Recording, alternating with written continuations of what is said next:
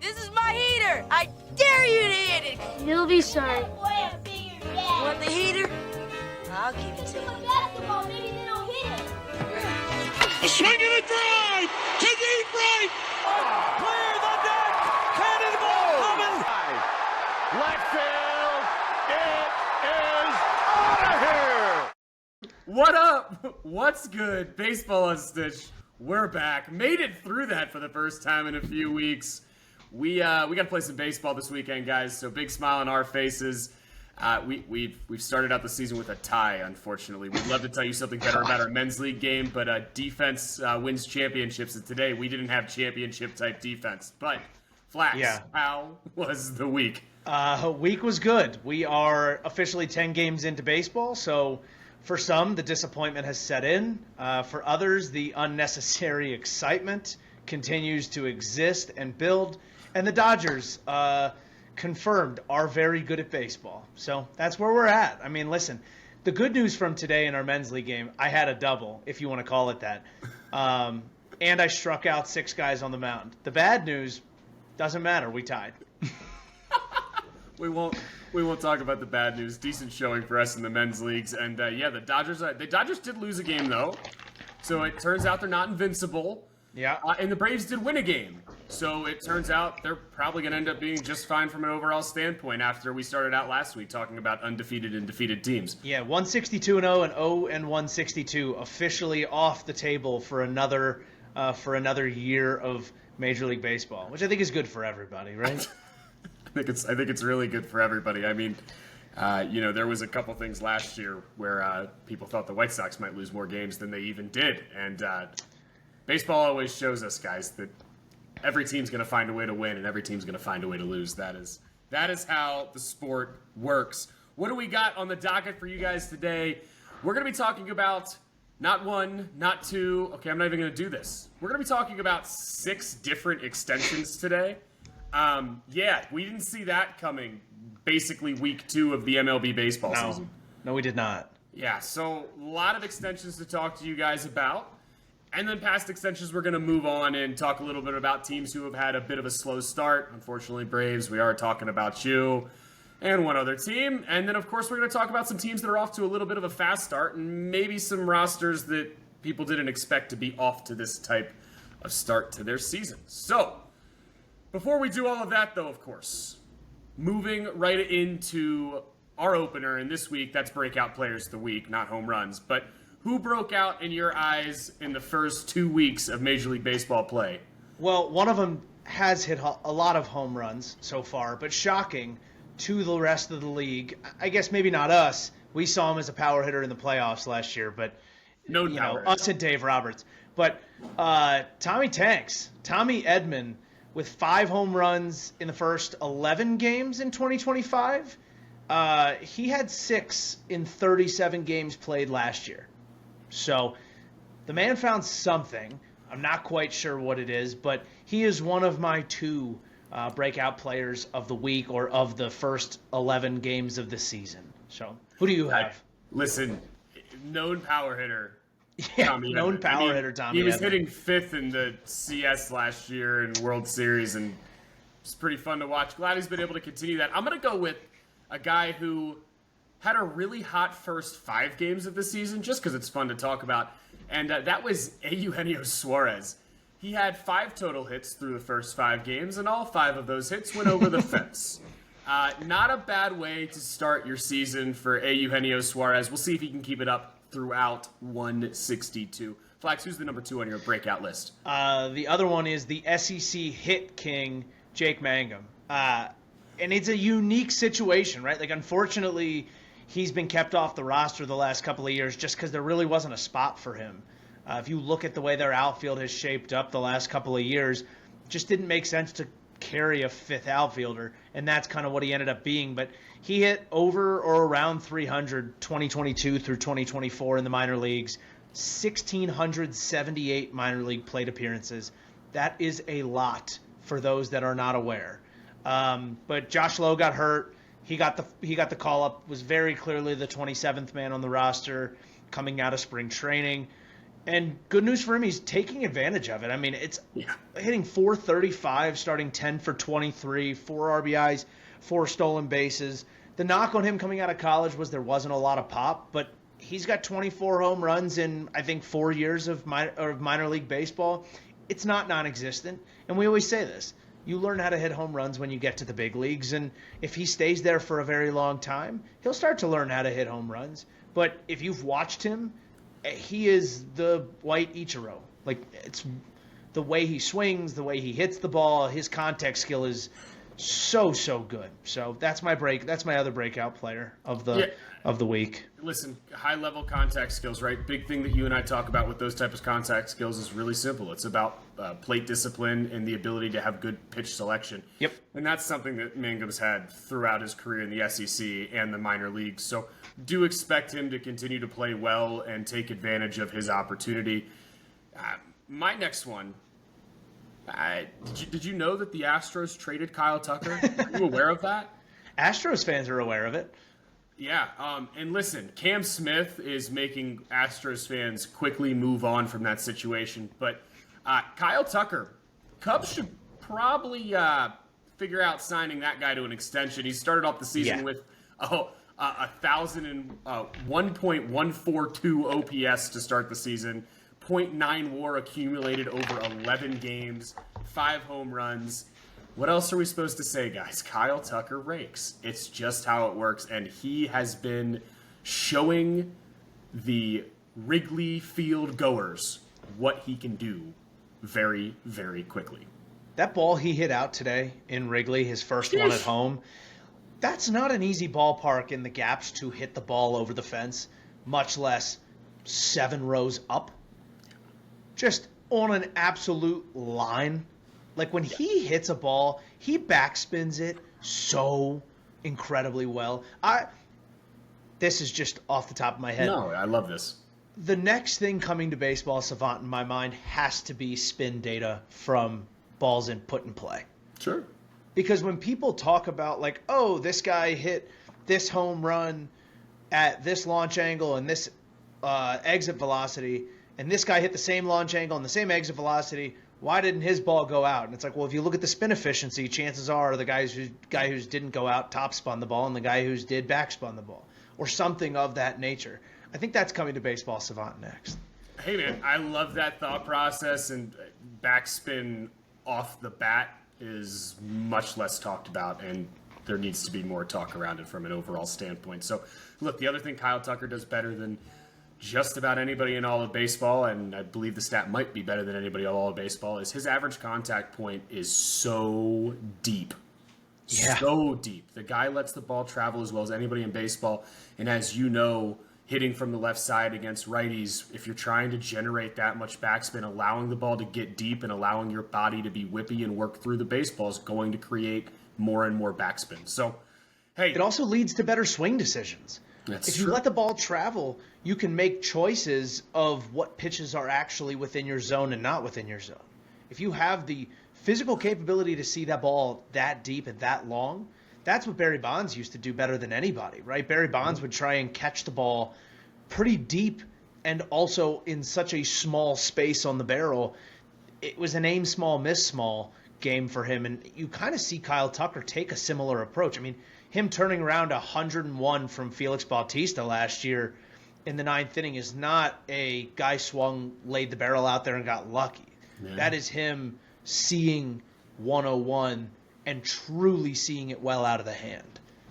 Yeah, not many people can do that. No. So, look, kudos to the guys who made our Breakout Player of the Week list. I'm hoping to see a lot of repeat names here in 2025. We always love that. Let's get moving into these extensions that we wanted to talk about today. And Flex, I'm going to let you go ahead and kick off this topic if you don't mind. Yeah, absolutely. So first thing to keep in mind for fans out there, these extensions happening right now are probably, for most cases, a lot of dotted I's and crossed T's that were worked on in the back end of spring training by these players, their agents, and the rest of these conversations were mainly agent to team. That's what I have understood is the case. and is generally the case when you see extensions happen at this point in the season. The other thing I'll say, and what gets us really excited about this, we're re-entering an era of baseball in which players feel excited about making a name for playing with a team for a long period of time. When the numbers started getting really big, when the contracting and the way that it worked started to shift in the mid-70s and guys started to have the ability to go out as free agents and make large sums of money, and it made it easier for players to kind of jump around and not sign long-term deals. And then you started to see players in the last, really Mike Trout and Bryce Harper sign these extremely long deals and basically say, this is where I want to situate myself for an extended period of time. Now you're starting to see guys do it at an even younger age. Instead of waiting until they get to free agency, locking themselves into financial security. They recognize the level of play that Mike Trout and Bryce Harper had to play to get to that point. A Juan Soto. It's not the easiest thing in the world, right? So at some point they're starting to recognize getting myself paid until I'm 31, 32, 33 leads me to potentially have a really good 6 to 9 years and then get a second contract that'll take me from 31, 32, 33 all the way to 38, right? A 5-6 year deal, which you see a guy in the past, the name that comes to mind for me is Albert Pujols, right? Long-term time with the Cardinals, gets to a point where that contract ends, is still a really good baseball player, but a little bit older, and then signs another long-term deal with the Angels, where everybody go look at the stats. He was still an above-average baseball player within the major leagues. So we're starting to see things move in that direction. It feels like because players are starting to recognize the financial stability, and owners are getting wise to it, right? You're not seeing veterans getting to sign those types of contracts anymore unless guys play really, really well within their younger years. It's hard to come off a 2-year contract and get a 5-year contract. It's much easier to have 6 to 8 years of stability, play really well over a breadth of time, and then get another contract for a 4 or 5 year span. So I know we're going to dig into all 6. Ryan, which one of these 6 jumps out at you, I guess, is the most exciting? Yeah, I mean, look, man, I'd love to talk about the Merrills and Campbells, but we would be crazy not to start out with Crochet. Yeah, we would just be crazy to do it, because there's one thing that we have preached throughout this offseason for the Breslow camp, who we do believe has done a very, very good job in their first year, and that's, you did a great job of getting Crochet. Now, how do you find a way to keep Crochet? And bang, here it is, 6 years, $170 million. Has a player opt out after 4 years and a club option after the 5th year. He'll be 33 once he hits free agency again. This is a great deal across the board for both teams. Why? It's really simple for the Red Sox. The Red Sox had to keep him. You cannot give up 2 top 100 prospects and 2 guys who could both end up in the top 100 type realm. Or really, all I'm saying is you can't give up that much talent and have a guy for a 2-year stretch. They needed to have Crochet long term. And look, they got him. And what are the Red Sox getting? And that's super simple. I mean, let's throw out the 6-12 record here for Crochet last year, as he played on what was not the greatest White Sox team, unfortunately. But the guy threw to a 3.58 ERA. His FIP was well below his ERA at 2.69, which is going to show you he is expected to throw better than that 3.58 or perform better than that 3.58. 209 Ks to 33 walks, pumping gas from the left side. Listen, Crochet is everything you could ask for in an ace. He's a heavy ground ball pitcher, and he fits the Boston Red Sox perfectly. I think this was a wonderful signing for both sides. Crochet gets his money. Additionally to getting his money, he's a guy who unfortunately in the past has struggled at times with injuries. This now guarantees Crochet money as well. Yeah, this is absolutely a good deal for all halves. I really love to see it. What are your thoughts on Crochet? Well, first of all, he signs the extension and then goes shoves 8 innings against the Orioles. You don't think that man was juiced up? He hasn't gone 7 innings or more since I think he started against, if I remember correctly, he started against Cincinnati in college back in like his freshman year, maybe. Like, the guy doesn't throw that deep into games, but I'll tell you what, he was pretty efficient. In all honesty, I agree with everything you're saying, right? They had to extend him. Him ending up at the end of this contract being 33 sets up well for him. You still see guys like Verlander and Scherzer pitching well into 42, Charlie Morton 41, and still getting money. It's $60 million at 42. It's less likely for a flame-throwing left-hander, right? But it's not impossible. Doesn't mean his game won't change. It doesn't mean that he's not going to become effective in different ways. Either way, he's creating price stability for himself. But I also love it for the Red Sox because you're creating price stability for them as well, or they're creating price stability for themselves as well, because they've got a lot of people that they've got to spend money on and that they've got to sign. And so situating yourself with $28 million or whatever it is each year for the next 6 years at least earmarks that dollar amount that you can now work around, and it's not $40 million, right? It's not something outrageous that you can't work around. Let's also talk about the length of this deal, and I understand that we're going to talk about Kristian Campbell and his deal here shortly. However, what was the length of the deal? 6 years. Whose contracts, if they're to come up this year, play most of the season, run out in 6 years? The big three. See how many? 3. So the point here is really simple. They've done a really good job of signing their ace, and their window is the next 6 years right now. Their window could very well be extended with the players that they have, but this is what I like to consider the swing the door open type signing or extension. They were tired of the door being cracked, so they said, screw it, we're just going to kick it down. We cracked it open with Bregman, now we're kicking it down with the Crochet signing. We're going to be here to compete for a long-term period of time. The next 6 years plus is what that's going to look like. Let's rock and roll to the next one here, and I want to go on my own little soapbox before we go into the young players, because I was Give it to me. I was over here having to defend these young guys for signing contracts that are less than their overall value, which is, I'm going to say it, crazy to take a stance supporting ownership very in crazy. this day and age. And we got a hard time from people saying that us saying it was a good deal for both sides was us supporting ownership, which is a crazy statement. And now let's talk about this though, guys. The Atlanta Braves, the Houston Astros, we've talked about the way they build rosters, and that's stealing free agency years from these guys who they don't expect to keep long term if they go out to get the big contract. Kristian Campbell, Jackson Merrill, Justin Martinez, who we'll talk about, Brandon Pfaadt, all of them signed contracts that go through their arbitration years plus additional years into free agency. I believe that's correct. I might be incorrect on Pfaadt, but we're going to find out. So either way, where I'm going with this is extremely simple.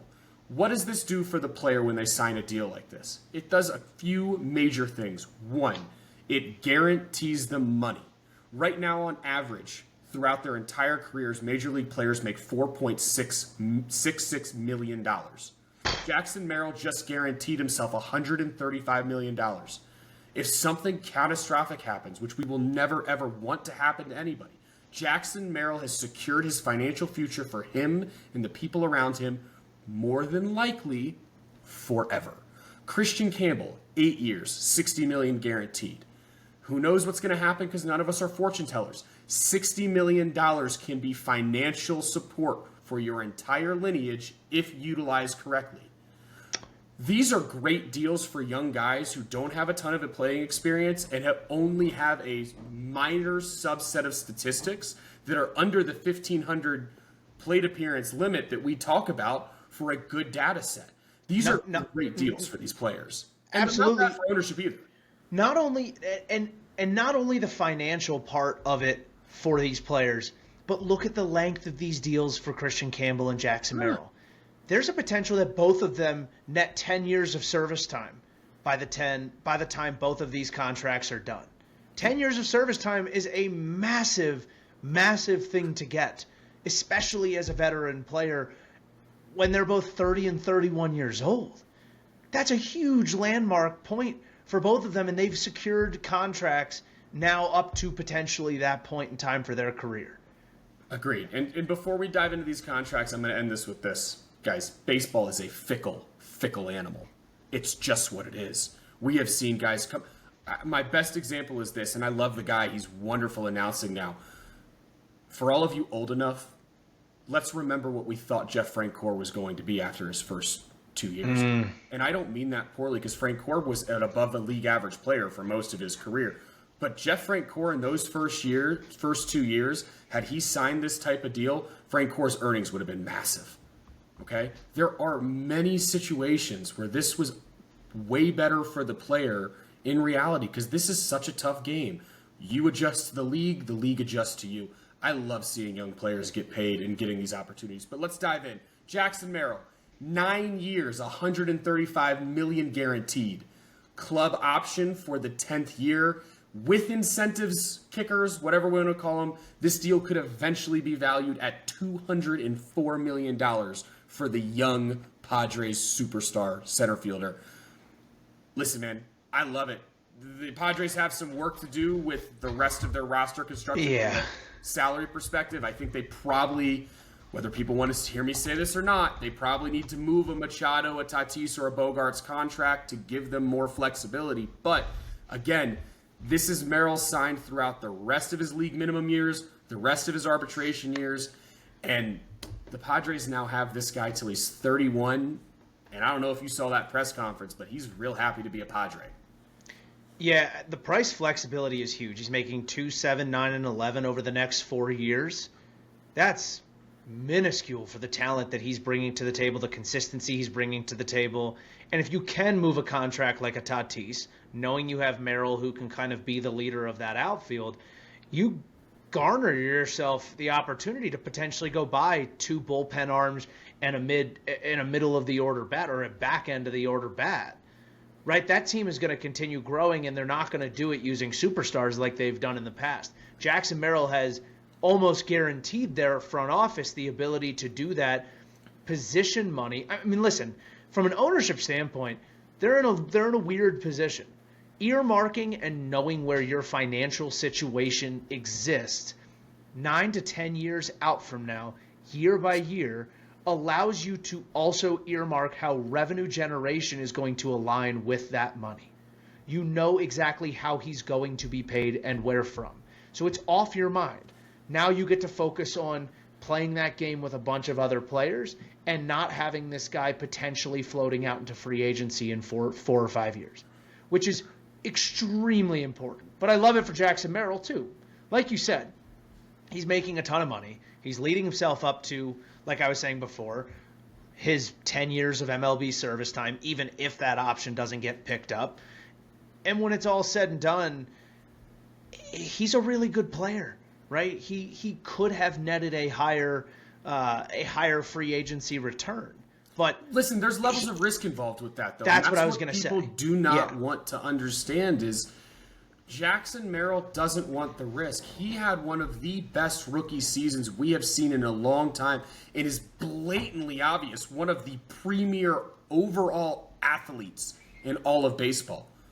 Why does Merrill want to sit here for the next 6 years and hope everything goes perfectly when he can capitalize on a potential $204 million right now? Why put the pressure on yourself to then have to go perform to that? You've now set the standard. You've now set your floor. Right? Like, this is what people, I think, don't understand is like, well, what if he's that and more for the next 5 years? Well, great. You've got a great player for 5 years, but the reality of that situation is, do you think the Padres are bringing him back in free agency? No. So when it's all said and done, obviously I don't think Padres fans are upset by this in any way, shape, or form. No. But like the reality of the rest of the league sitting here and saying that he shouldn't have signed the deal because he could have signed for $500 million once the numbers are the numbers in 5 years. Fine, he could have. He also could be terrible for the next 4 years and make no money and be out of baseball in 5 years. I don't expect that to happen, but that's what the game of baseball is. We talked about a guy like this with Scott Kingery, right, who signed his contract before getting to the big leagues. Got his money, by the way. And then just got DFA'd this offseason. Got his money, too. Listen, there's going to be winners and losers on each side. I would also throw out, guys, that Merrill was the one in his press conference throwing shade towards the Soto contract. I mean, these guys want to sign contracts early, and they want to be part of certain franchises. And that moves us perfectly into Kristian Campbell's 8-year, $60 million contract. Has a club option for the 9th and 10th years that could put the value of the contract up to $100 million. He'll be 30 in 8 years if he does not end up, or if the club options do not end up being picked up. So he's either going to hit free agency at 31 or 32, somewhere in that range. Yeah. This kid's come out of the gate hot after a really tough spring training. Again, small sample size, but if this guy's what we think he is anyways, is a top 10 prospect in all of baseball, we're going to be seeing his name all over the place. 8 games, 423, 511, 808, 2 home runs, 4 doubles, and wait for it, 277 OPS plus. Mr. Campbell, welcome to the league, and congratulations on your contract, my friend, because right now you're doing it right. I love it. We talk about guys like Jacob Wilson and a couple others and their hit tool, right? Their ability to find the barrel of the bat. Jake Mangum. Kristian Campbell's ability to see the baseball and find the barrel, maybe second to none, because of the power that is included with it. Charlie Morton throws a curveball that verges on 3,200 RPM. The first time he saw it, it made Kristian Campbell buckle. Later in that at-bat, he threw the exact same curveball, and Kristian Campbell hit it 400 plus. Like, the ability to see a pitch, 2 pitches later, recognize it again, and instead of backing out of the box, when it starts on your front shoulder and just turn and barrel it up and hit it over the fence, is not a small feat for any major leaguer. There are plenty of guys that would have swung through it just for the sheer fear of getting buckled again on the curveball. But Kristian Campbell's ability to actually turn on it, find a barrel, was so impressive. It's stuff like that he does and then turn around and shoot a double the other way the next night, right? The fact that he can use the whole field with power, the fact that he is able to barrel the ball so consistently, this was an absolute steal for the Red Sox, even with those club options picked up and $100 million. You're getting a guy till he's potentially 30 to 32 for that kind of money. I say all day.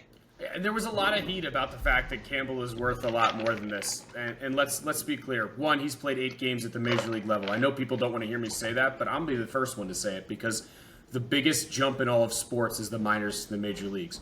So do we need to have a higher data set on this before he would potentially be paid a good bit more? Probably. The other thing we want to remind people is just because you sign this specific contract does not mean you cannot have a restructured extension happen somewhere through the duration of the contract. If he goes out and wins 2 MVPs and you think he's not going to go to the front office and tell them he needs more money, we're all losing our mind here because he will, and if he's disgruntled enough, he just won't be a Red Sox.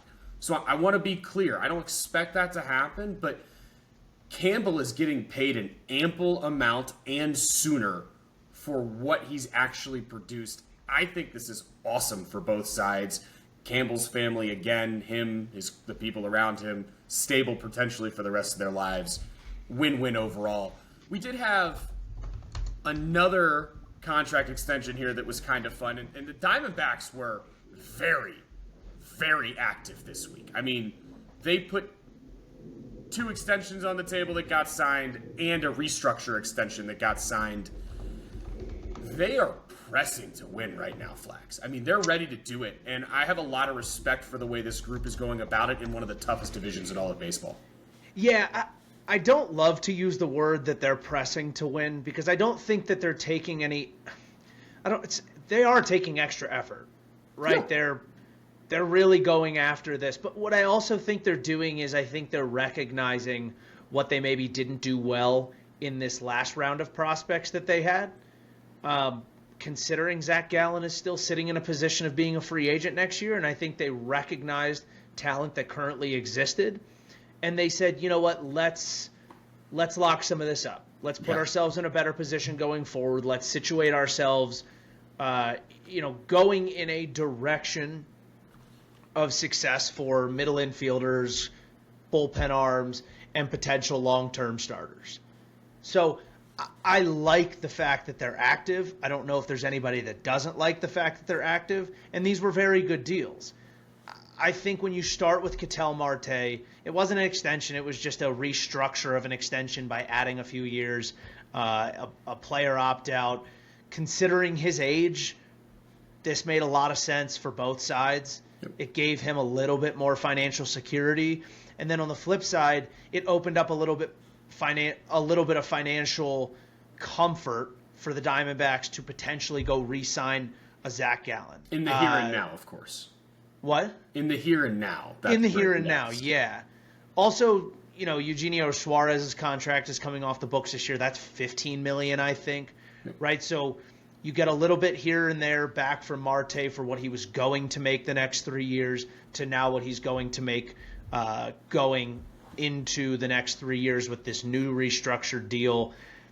It was just interesting. It was at first when I looked at it, I was like, I don't know what the point of that was. They might as well just tacked on more money on the back end. But then as I started to understand it more and what they were trying to open up for themselves with some other contracts coming off the books, it made a lot more sense. Yeah, and if we get here and get the breakdown, he had 3 years left on his current contract extension.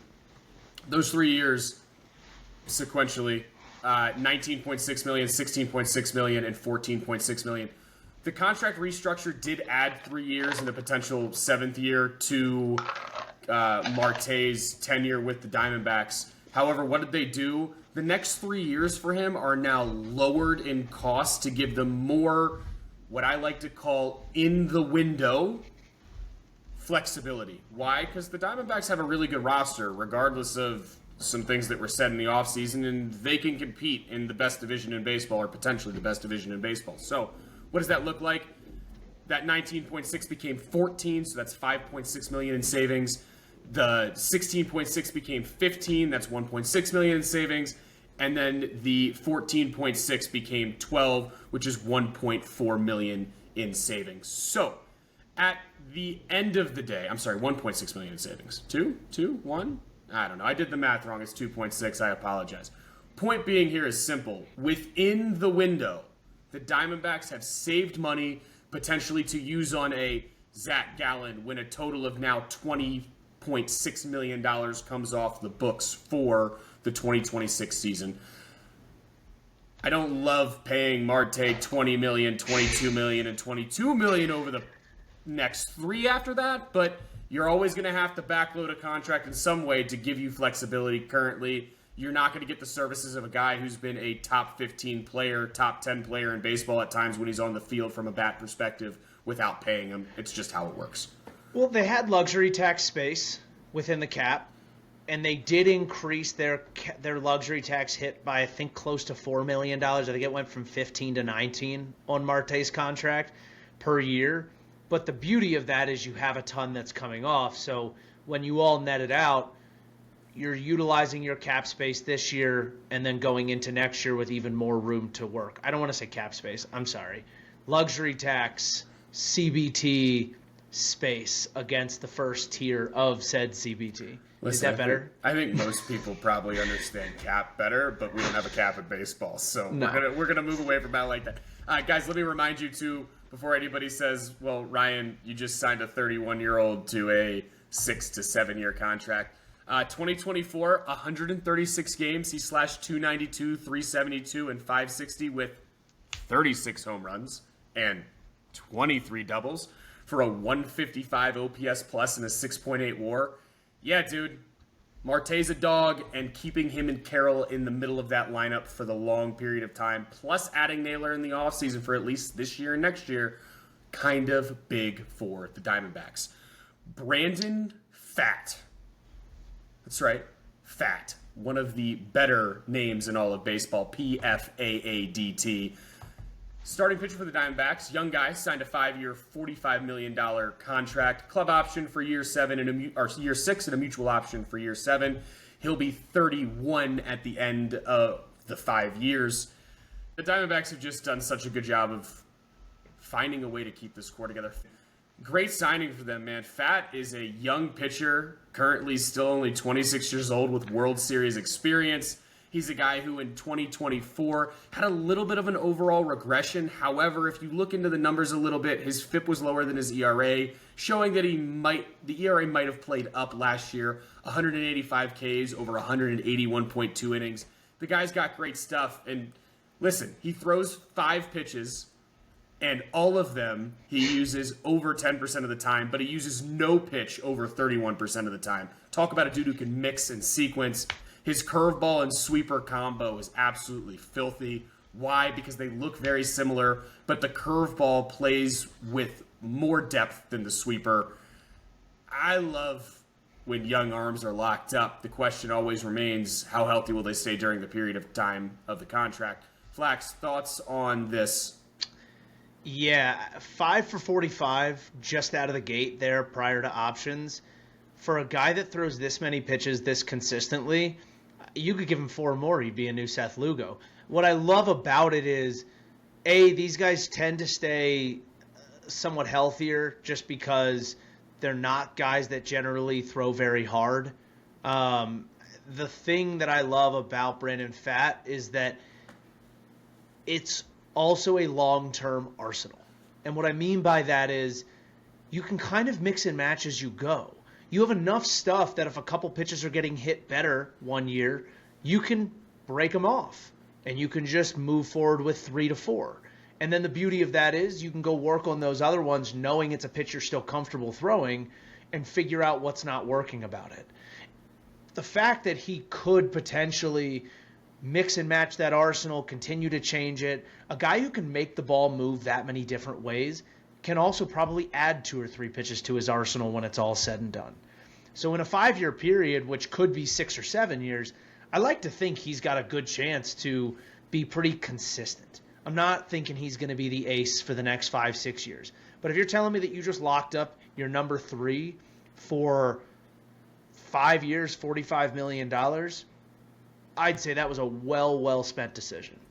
Totally agree. And Pfaadt's ceiling's a 3. Pfaadt could be a 4, and you're probably still not upset with this contract and the way baseball works in 2025. So I, again, love what the Diamondbacks are doing here. Justin Martinez, 5 years, $18 million, a club option for years 6 and 7. He will be 27 in year 5 of this deal. Now, many of you might not know who Justin Martinez is of the Arizona Diamondbacks. He is a right-handed reliever for them who throws high leverage innings. He is their closer here in 2025. 23 years old.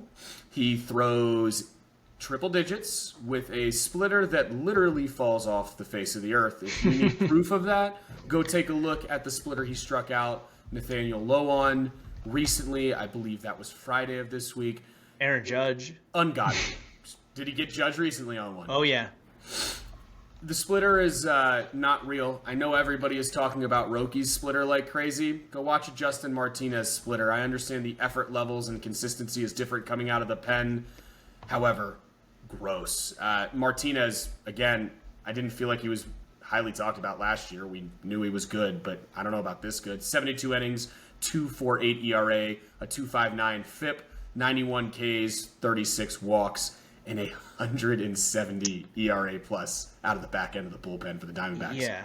I mean, again, some people might be sitting there and saying, if this guy's so gross, why is he signing a deal for 5 years, $18 million? Let me tell you a little bit about who this guy is. In 2017, he signed for $50,000 out of the Dominican Republic. This guy is now finally in a position where he is consistently a back-end piece for a contending team. A team that is choosing to spend money to maintain being a contending team. He is, at this moment, very young. Why in the world would you ever think a guy like this wouldn't think $18 million is a ton of money at this age, knowing that if he does well within those 5 years, he has guaranteed himself $18 million a year on his next deal, from 27 to 34, if he stays healthy. So when you start looking at it for a guy like that, it is a safety net and a financial situation that is extremely promising. And I'll tell you what else is really interesting about this contract, and it might pull us back to Ketel Marte, because I know you saw this too, Ryan. It's one of the most fascinating things that I wish happened more in baseball, but really doesn't very often, is when teams get really creative with contracts to entice guys to sign. One of the most fascinating things about the Justin Martinez contract is they actually built in extra dollars if he gets hurt.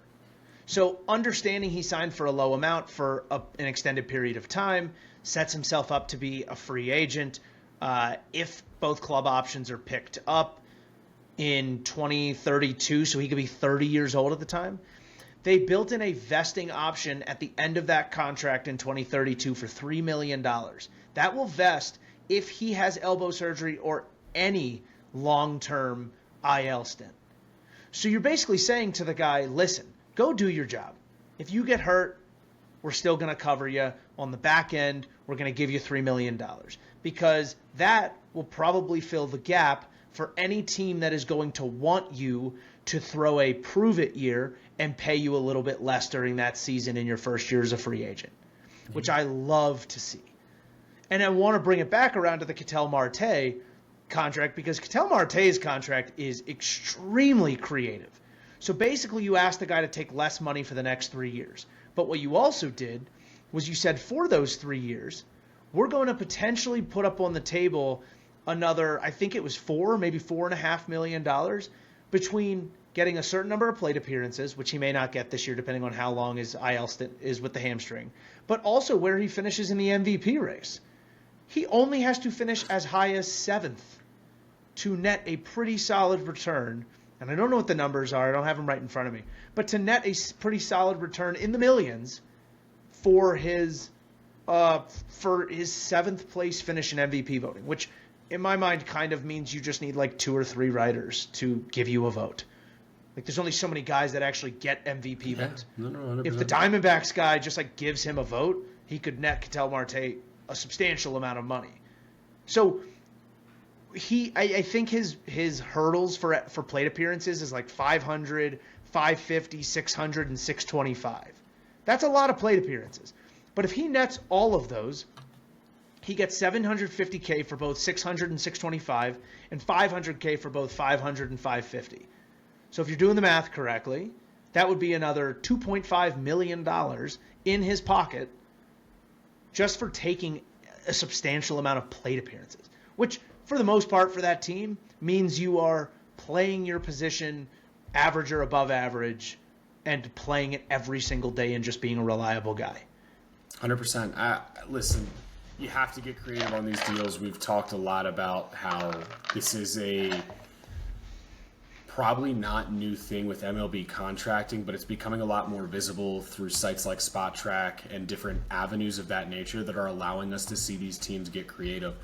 And let me tell you what, pricing stability, again, throughout arbitration and league minimum years while still helping your guys feel like they're well compensated to keep them on the right path and be focused on their jobs on the field and not whether or not there's going to be money in their pockets from a long-term perspective.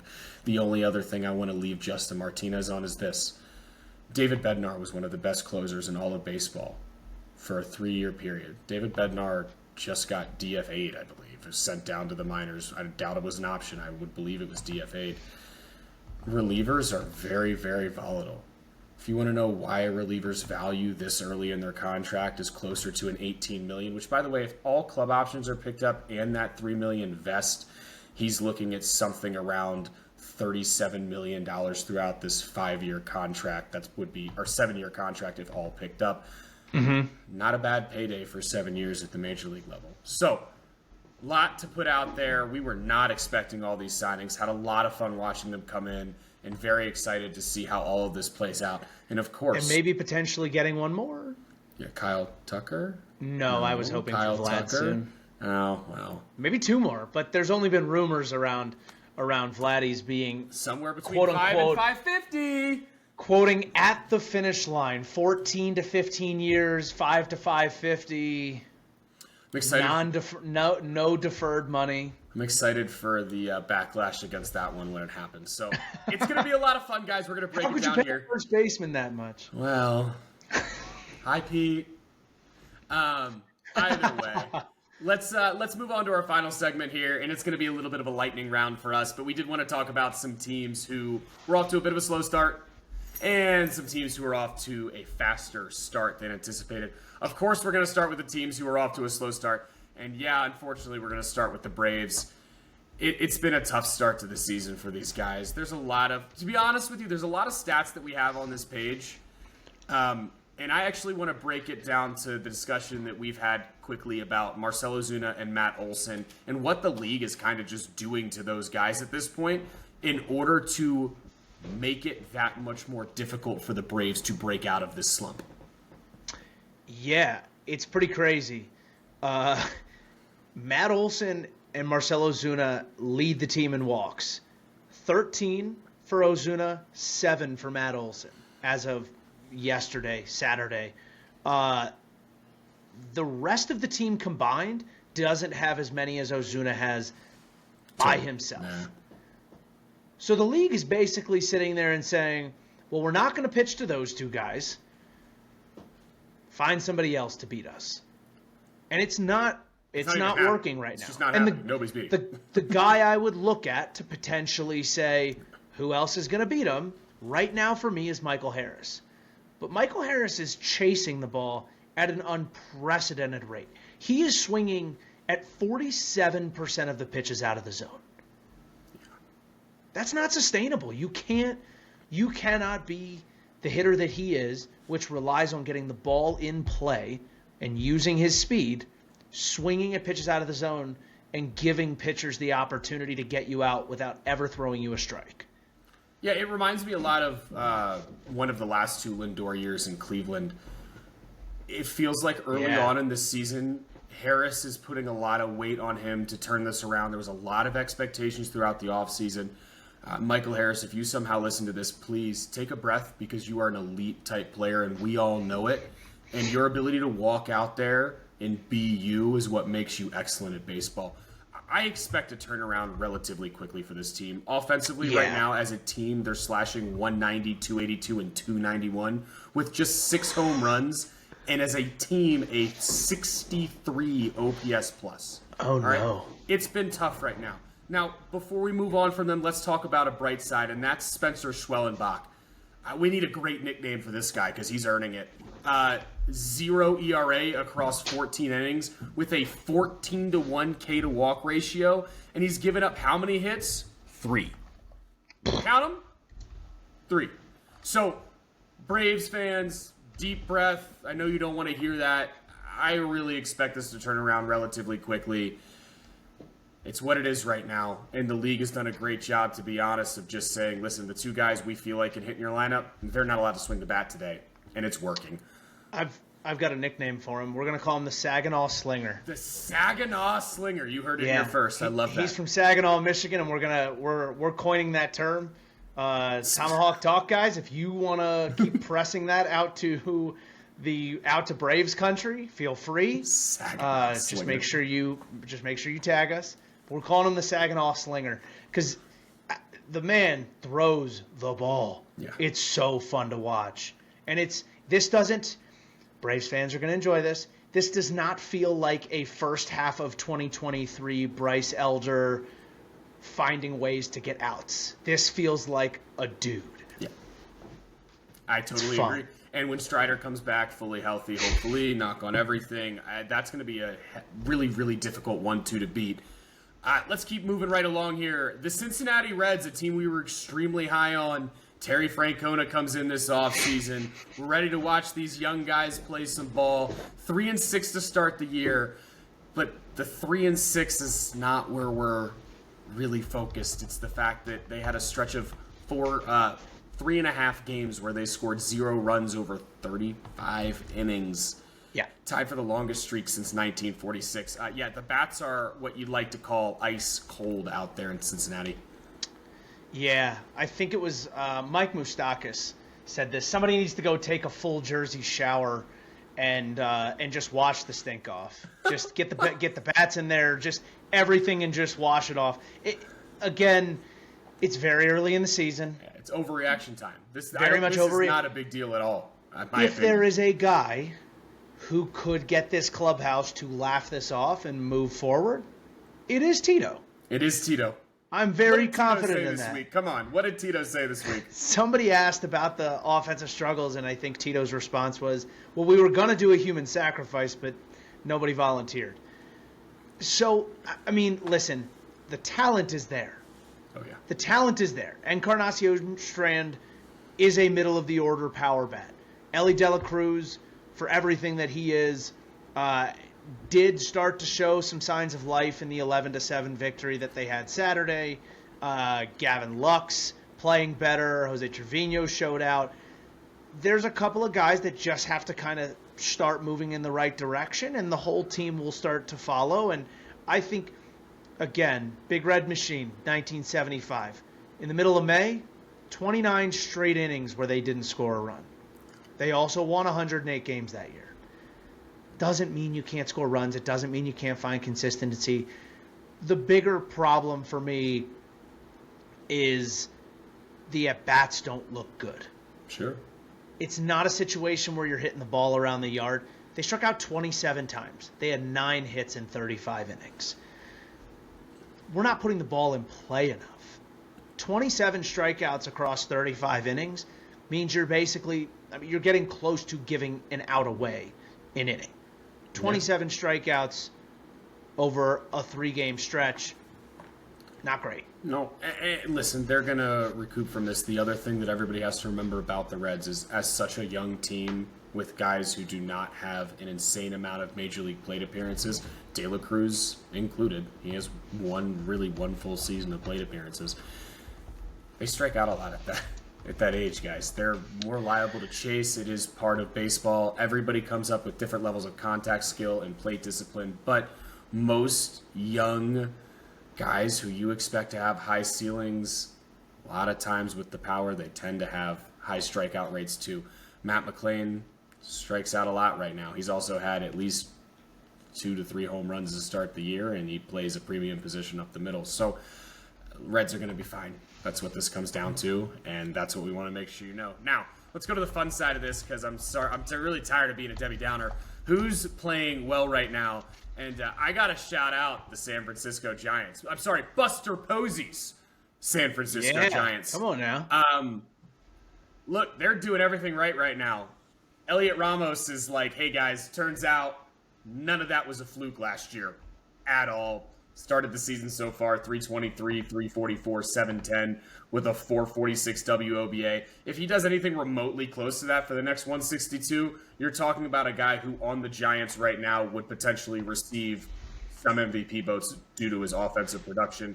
Jung-Hoo Lee is healthy, roaming the outfield for them. Matt Chapman continues to look like himself at third and has already hit 2 home runs. Wilmer Flores is a friggin' power hitter all of a sudden. 4 home runs to start the year. Yeah? I love what's going on out there in San Francisco. Listen, I told you this before the season started when they locked up Yastrzemski. The Yastrzemski, Jung-Hoo Lee, and Elliot Ramos outfield is one of the better offensive outfields in baseball right now. Yep. It just is. And not to mention, that's a massive outfield to cover on the right side. You've got 2 very solid defensive outfielders in Yastrzemski and Jung-Hoo Lee covering that ground. Yes. And then you start piling on top of it, having guys around your starting staff. Robbie Ray's looking solid, right? He's looking not like a Cy Young, but he's looking like a solid 3-4-5 right now who's just going to give you innings. He's keeping you in ball games. Yeah. Ryan Walker's stuff is disgusting. I saw somewhere the other day someone called it an around-the-world slider because of how far he lands and where he starts it and then how far across the plate it comes. It's like the kind of slider that Darren O'Day used to throw from down low. Like only guys from down low used to be able to throw that. It's a Frisbee. It's gross is what it is. It's a Frisbee. Great outlook on what we've seen from the Giants so far. Again, we're evaluating this 7 games into the season, so at the end of the day, you take this for what this is. But we're really happy to see this team showing out early, and again, another team in potentially the hardest division in baseball that's getting some time on the pod today. The NL West is gross. And there are probably 4 teams in that division who, by the end of the year, will deserve to be in the playoffs. But what will end up happening is that the teams within that division, over the 13 games they have to play against each other, are going to beat the living crap out of each other. I cannot wait to get Dodgers-Padres, but we have to wait until June. So, either way, moving along, the final team we'll be talking about today is the Chicago Cubs. 7-4 to start the season. They are 7-2 since coming back stateside. And, oh, by the way, Kyle Tucker's a dog. Okay, I'm done. What you got? Nothing else to say about it, but you know who else is a dog? Seiya Suzuki is hitting the ball the way we expected Seiya Suzuki to hit. There is no question in my mind. This is what he was meant to do. Yeah. And I think one of the surprises right now is Carson Kelly and Miguel Amaya. Getting the offensive production that they're getting from behind them. Miguel Amaya can only hit doubles. It's amazing. Yeah. I love it. And Carson Kelly hit for the cycle. I saw somebody on Twitter the other day was like, settle an argument. What's harder to do, hit for the cycle or hit a perfect game or have a perfect game? And it was like, well, obviously it's easier to hit for the cycle. Carson Kelly did it. Which no shade to Carson Kelly. That is reality. We love Carson Kelly. We're the ones who called Carson Kelly was going to the Cubs with no issues. So, I mean, we're big Carson Kelly fans. However, let's talk about how ridiculous that question might be because, you know, there has been less than 25 perfect games all time. Yes, I believe there's been 24. There's been many more people to hit the cycle. Dallas so Braden through the 19th. Dallas Braden, dog. Either way, Cubs, great start to the season. That rotation of soft throwers, great. By the way, just in case anybody was curious, no, you do not need to. Phenomenal. You do not need to throw 96 to pitch at the major league level. The entire Cubs rotation is proving that on a daily basis. So, enjoy it for what it is, Cubs fans. They look good, and it looks like these guys are going to be able to compete down the stretch. Again, not a ton of games in. Let's see what happens. We want to move this real quick and move it right along here. Thanks for hanging out with us as long as you guys have. Real quick, Rockies opening day, Flax, in the snow. Yeah, it was cold. Wild. We had a lot of fun. I did get a video. I don't know if I've posted it yet. And for those of you watching on YouTube, this is my dog, Denny. Enjoy him. If I don't think I posted it, sorry. The flyover that I got a video of, I will be posting it. So make sure you go to our Instagram so that you can see it. It may be the best video I've ever taken in my life, so props to me. But it was a great game. We got a very good game. We got extra inning baseball. We did. What'd you think of it? Listen, anytime I get to go watch a baseball game in the snow and feel more than warm enough, I'm a happy camper. There are things that help with making you feel warm enough. Well, you know, we leave those out of this. Either way. The libations. Well, either I believe way is the word. It might be the word. We had a great time. Jacob Wilson homering in the snow in Colorado. That was kind of cool. Yeah. Listen, it was a good game. We will be at Coors a lot this year. We had a lot of fun. Unfortunately, missed Joe Lander today, who did get the first win for a Rockies starter here in 2025. Not bad. Either way, guys, we're going to move this on to a new segment here that we're really excited to share with you guys. And I'm not sure if you guys knew this, but here at Baseball Unstitched, it's extremely important to us that we get the stats, the facts, and the names of players right. My great example would be, no, the ace for the A's is not Pedro Severino, a 2-WAR catcher. It turns out it's Luis Severino, something I just physically can't get right. But we needed some accountability on this show. So what did we do? We went to our baseball analytics guru, Jackson Scudder, and we asked him what we did wrong in the pod this week. So here's Jackson with all the dumb things we said on pod number 20 of Baseball Unstitched. All right, Jackson, how did we do today? First thing I want to say, just thank y'all for letting me do this. I've always been dreaming about being a fact checker for 2 men's league baseball players. Love to hear that. Let's go. Let's go. We did pretty good today. First up, Flax. At the beginning, you said a tie is not bad news. In my opinion, a tie is bad news 100% of the time. We play sports right here. Win or lose, tie is bad news. Listen, Jackson, if you knew what the real bad news was, the way I pitched today, you'd feel pretty okay with a tie. Fair enough. Next up, Flax again early on. Yes. Mangum had 1,678 at bats, not plate appearances. Oh, Got him. dang it. That's a stat a middle schooler learns early on is the difference between those two. So love to see that. Damn. And last one of the day, we got Ryan. Kristian Campbell has a 515 on base percentage and not 511. Wow. 511 Come on. Minor difference there, but I had to include it. I mean, give the man his flowers. You're right. I gypped him .004, and for that, Mr. Campbell, I apologize. Hey, it matters. My senior year of high school, I wish I had 274 instead of 270. It would have been a big difference. Ryan, some would call that 4/10 of a point. And ladies and gentlemen, if you don't enjoy this, I'm not sure what to do for you guys. Jackson will be here correcting us moving forward, maybe for the rest of the eternity until you all get sick of us. Thank you guys so much for tuning in. Looking forward to next week. Have a great day.